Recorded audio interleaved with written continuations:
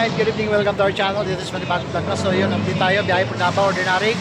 So samahan niyo kami guys. So alright, andito tayo sa Pasay na. So yun, update ko kayo dito ngayon, April 4, 2025, alas 7 nga ng gabi mahigit. So matumal po ngayon dito sa Pasay, wala po halos mga pasahero po. Kaya ito po yung nakita natin ang 1732 going to Davao. Ayan, konti lang po pasahero, kaya binabad po konti dito sa Pasay Terminal. So ang original time departure nito is 5:30 no, going to Davao panghapon. So ngayon sa oras na to ay 7:22, nandito pa rin kasi wala pong pasahero. So hindi naman po pwedeng i-cancel trip natin, kaya gagawa natin ng paraan para makapasahero sila. So yun, makikita nyo guys no, ito sa sobrang tahimik, ayan, pati yung mga bus natin nakatambay yung iba rito. Itong 1903 is ready para bukas, sila po yung debrief bukas pang alas 8. So dito naka-reserve na yan dito ngayon sa Pasay Terminal. So yan, napakalawak ng Pasay Terminal, wala na po tayong building no sa mga pasahero dyan na naninibago. So yung dating terminal natin Pasay, hindi nyo na makikita yung building na kagaya dati. Ay ito na po yung hitsura ng Pasay Terminal natin, maluwag na, wala nang building, nasa gilid na yung waiting area. Yan po nakikita nyo, yan po yung waiting area natin. At yung dito sa kaliwa banda, nandyan na yung Jollibee. Yung dating building ng Jollibee ng Peltranco ay dito na po sa kabila, sa may bungad na po ng EDSA. So bali ang terminal ng Peltranco ay katabi na po dito sa Jollibee. So yon ang mga natin biyahe natin ngayon no. So safety na po tayo rito dahil may mobile na rin tayo at may waiting area. Yan po yung mobile natin dito sa Pasay no, may outpost sila dyan sa gilid. So yan, para sa mga pasahero na, yan na po yung bus natin na papunta po Davao. Medyo ginabi siya konti dahil wala pong pasahero, kaya tulong-tulong tayo gumawa ng paraan para magkapasahero, para may pangkrodo man lang papunta po ng Davao. So yun, para tuloy-tuloy ang biyahe, para makabangon konti kasi sobrang hina. So yan, andyan po sila Sir Ariel, nagtulong-tulong. Ayan, Sir Ariel gumagawa rin po ng paraan para magkapasahero po tayo. So tambay muna yung bus no, kasi lugi naman po kung tatlo, dalawa lang po ibabiyahe diretso ng Davao. So napakatumal po talaga ngayon no. So yun na, wala pa talaga, tingnan nyo, makikita nyo guys no, yan, wala pa kaano tayong pasahero. So mamaya tayo aalis pag magkapasahero na po tayo. Flexible time po tayo no.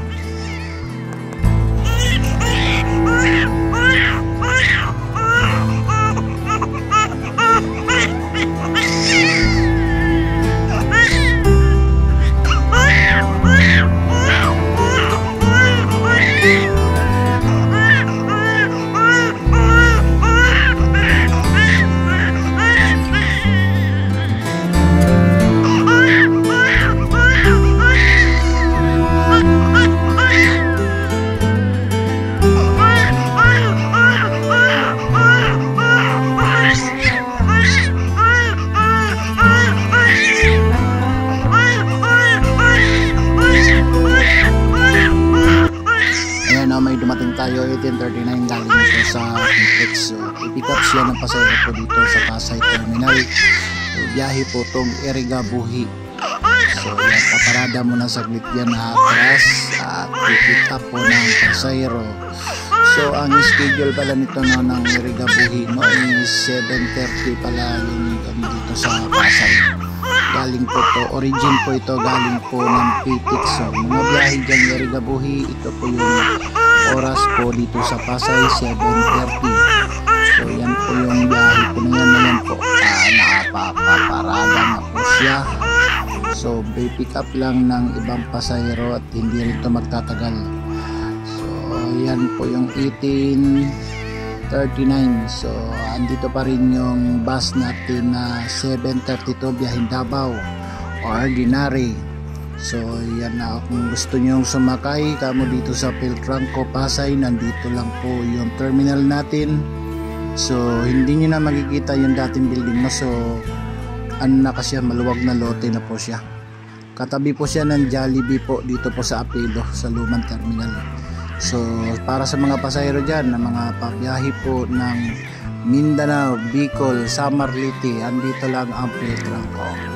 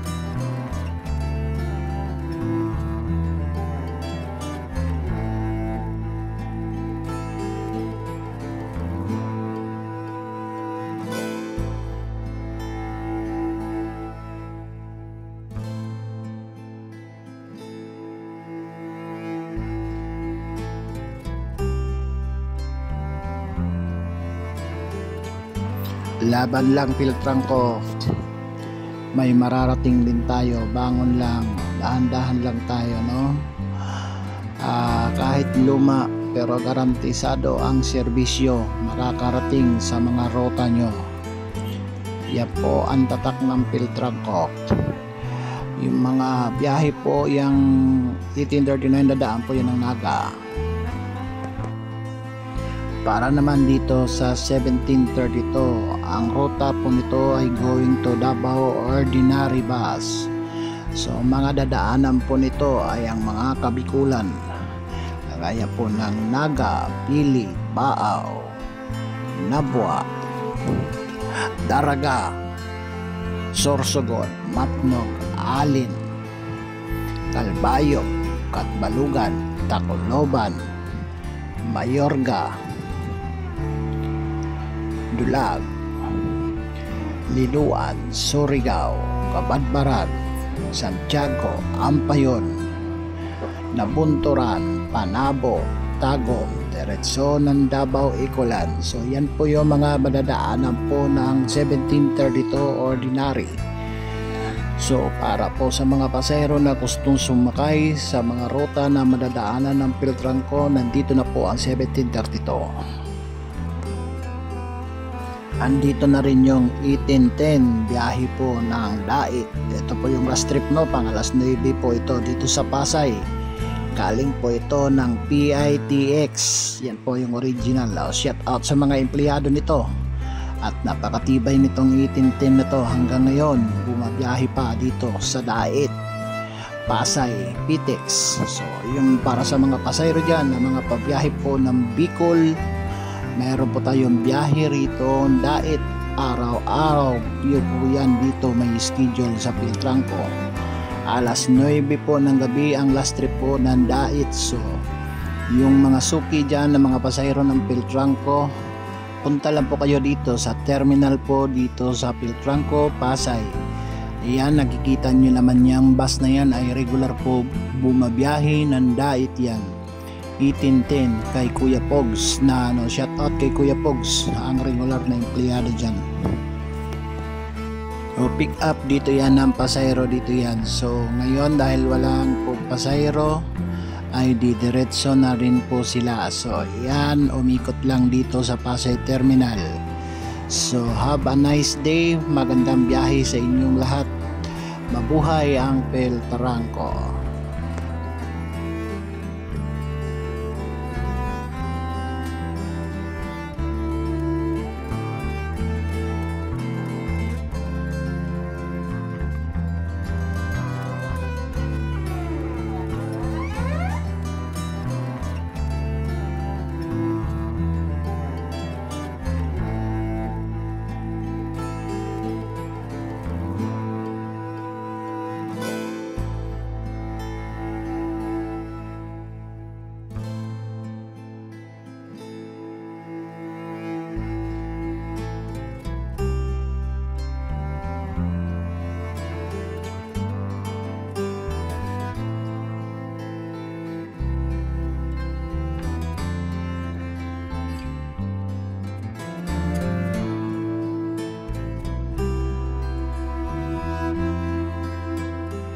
Muslim, maraming bintang cellphone. Yung maghanap na mga mumuray ng cellphone, dito na kami sa Terminal Pasay. Oh, sige, sige. Dito. Na kami, Oh. Example, mga iPhone. Oh, yan. Yan. Shout out sa ating mga pasahero. Kalukuhan mo Muslim ha. Mga iPhone na sa mga original yan. Mga original yan ha. Brand Mindanao pa. Brand from Mindanao. Shout out kay Bordadawo. Kaway ka naman.